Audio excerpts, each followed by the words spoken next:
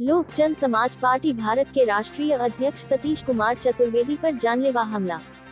उत्तर प्रदेश की राजधानी लखनऊ में हैरान कर देने वाली घटना सामने आई है, जहां लोक जन समाज पार्टी भारत के कार्यकर्ताओं ने राष्ट्रीय अध्यक्ष सतीश कुमार चतुर्वेदी पर हुए हमले की कड़ी निंदा की है और इस मामले की तत्काल एफआईआर दर्ज करने की मांग की है। बुधवार को पार्टी कार्यालय चारबाग में आयोजित पत्रकार वार्ता में लोक जन समाज पार्टी भारत के राष्ट्रीय अध्यक्ष सतीश कुमार चतुर्वेदी ने सुरक्षा की मांग करते हुए यूपी में बढ़ते अपराधों का आरोप लगाया। उन्होंने कहा कि यूपी में कोई भी सुरक्षित नहीं है। सतीश कुमार चतुर्वेदी ने पत्रकारों से बातचीत करते हुए प्रदेश भर में धरना प्रदर्शन के बारे में जानकारी दी। आपने आज यहाँ पर बैठक की है, क्या उद्देश्य है बैठक का, उसके बारे में कुछ जानकारी दें। देखिए, आज ये बैठक के साथ साथ प्रेस कॉन्फ्रेंस भी रहा मेरा। कल मेरे साथ जानलेवा हमला हुआ और उस जानलेवा हमला में चाकू मेरे ऊपर चलाया गया था। जो चाकू तो सीधे पेट में ही मारा गया, लेकिन मतलब अपने बचाव करते हुए थोड़ा समय बचा तो मुझे यहाँ बगल से चाकू छींटते हुए चली गई है। ये सरकार की नाकामी बताती है। कारण है कि विगत 8-9 दिन पहले मैंने एक प्रेस कॉन्फ्रेंस आप ही लोगों के माध्यम से किया था, जिसमें मैंने कहा था कॉरिडोर का मामला मैं उठाया हुआ हूँ और कॉरिडोर के मामले में उन कुंज गलियों को बचाने के लिए जी जान लगाया हूँ, जिसके नाते कॉरिडोर बनाने वाले ही कुछ मेरे साथ कर सकते हैं या कुछ भी हो सकता है। यहाँ का संयुक्त सचिव का बाबू से भी हमारा झड़प हुआ था, वो भी आप लोगों के द्वारा मैं बताया था।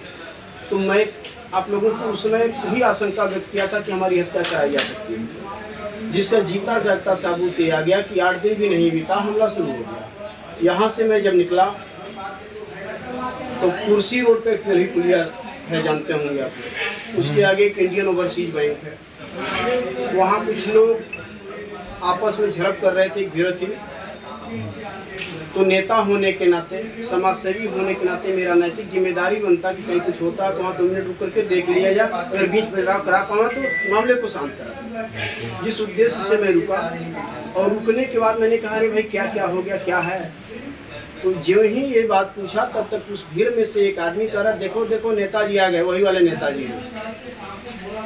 तो मैं उसके तरफ चेहरा घुमाया कि मैं देखूं कौन आदमी है और कौन वाले नेताजी समझ रहा है ये। तब तक उसी भीड़ से एक पतला सा लड़का निकल रहा है और चाकू मेरे ऊपर चलाया।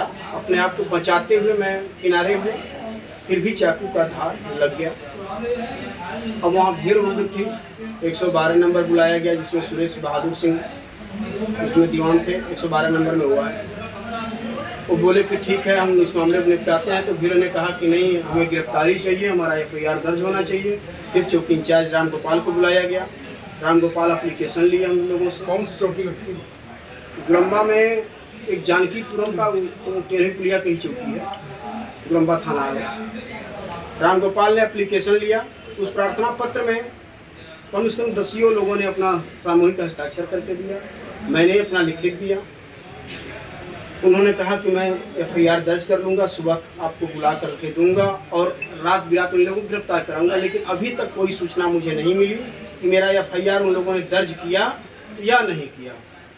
दूसरी बात, किसी को गिरफ्तार किया या नहीं किया, जबकि तो इसके बारे में आपने जानकारी नहीं करी क्या? मैं उनके पास पहुंचा था तो राम गोपाल ने कहा कि ठीक है नेताजी, अभी हम आपको 1 आध घंटे बाद मुहैया करा देंगे।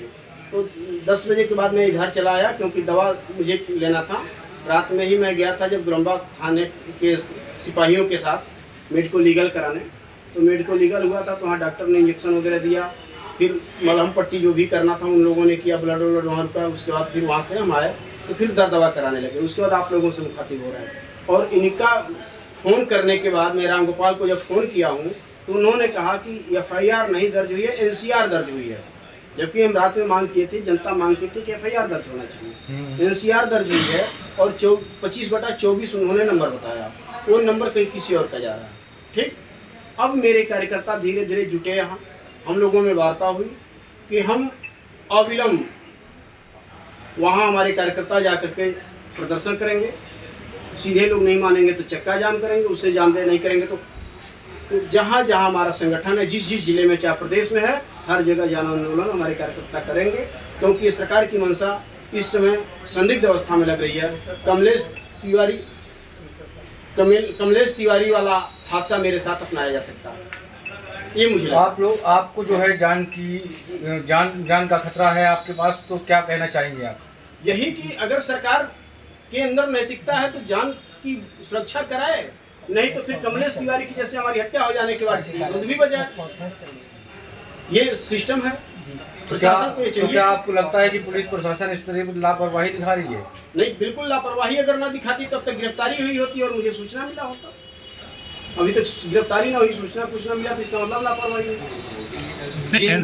जिन दो मुद्दों को आप लेकर के चल रहे थे पूर्व में, क्या लगता है कि ये सोची समझी साजिश है या अचानक से उस हादसे में, उस दौरान आपके ऊपर कोई अचानक से हादसा? जैसे अचानक तब मैं मानता कि आकर के कोई भिड़ जाता, लेकिन एक कह करके चाकू चलाना, कह रहे आ गए नेताजी, नेताजी वही नेताजी हैं। तो इसलिए यह पूर्व के कार्यक्रमों को देखते हुए ये सोची समझी रणनीति समझ में आ रहा है कि ये मुझे उस रास्ते से चलने से रोकने का प्रयास है, डराने का प्रयास है कि मैं आगे ना बढ़ूं और कॉरिडोर बनाने से पीछे हूं। आपने जैसे बताया कि एफआईआर नहीं लिखी गई है, एनसीआर लिखी गई है। क्या एफआईआर में एफआईआर होना और एनसीआर में काफ़ी फर्क होता है?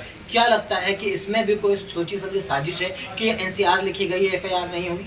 सोची समझी, इसीलिए तो मैं पुलिस पर सवाल उठा रहा हूँ कि पुलिस की मिली भगत से ऐसा हो सकता है कि पुलिस मिल करके ही हत्या करा दे, बाद में अपने पीठ थपथपाए कि क्या करें, हम नहीं समझ पाए।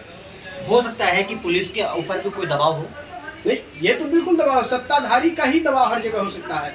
क्योंकि मैं मीडिया के माध्यम से, यूट्यूब के माध्यम से और प्रिंट मीडिया के माध्यम से हमेशा मैं सत्ता के किसी गलत कार्यों का विरोध करते रहता हूँ। तो उसमें तमाम ऐसे अंधभक्त भी होंगे जिनको हमारे कार्य बुरे लगते होंगे। हो सकता है कि सत्ता पक्ष का ही कोई लड़का रहा हो जो मेरे ऊपर हमला किया हो। इस पर पुलिस को संज्ञान लेना चाहिए, पुलिस को कार्रवाई करनी चाहिए और तत्काल जो है सरकार से लेकर प्रशासन तक हमें सुरक्षा मुहैया कराने की व्यवस्था करानी चाहिए, नहीं तो मेरे साथ कुछ भी हो सकता है।